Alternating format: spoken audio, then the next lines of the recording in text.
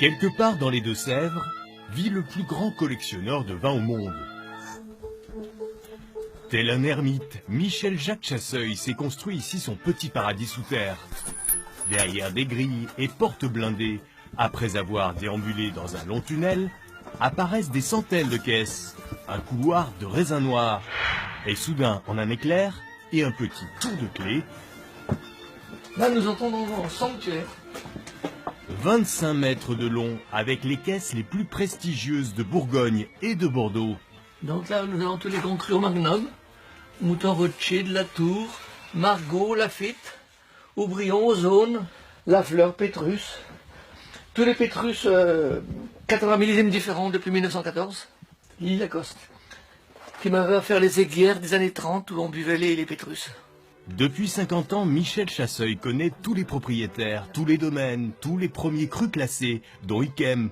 Il les a dans sa cave et en plusieurs millésimes.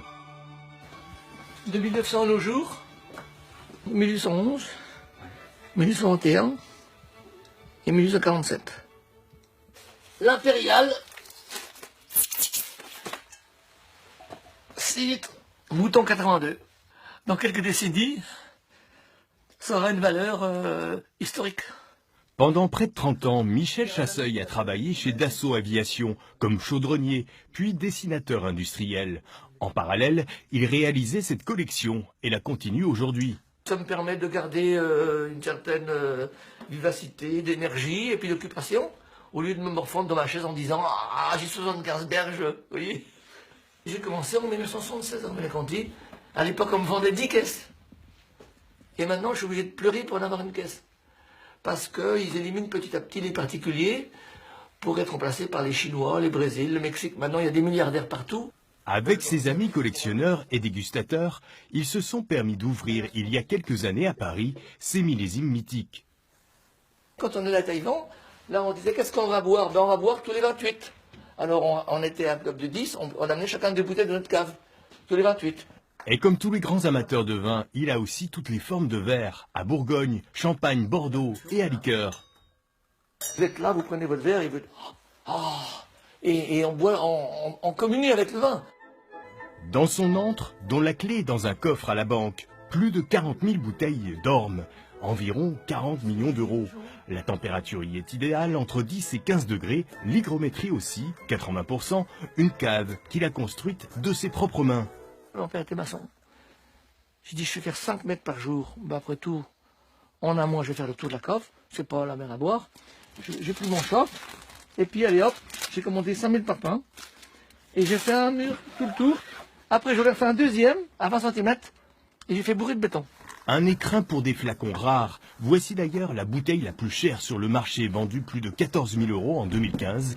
Et même plus récemment, 50 000 € à Hong Kong. La fameuse relique, là, le Jaillet, Richebourg 1978, voilà.